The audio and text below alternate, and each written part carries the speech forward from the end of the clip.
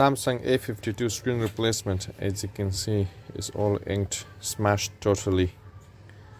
So let's do repair it. First, give it a heat. The back is plastic, so you have to be very careful not to exceed it, because it will have a bend.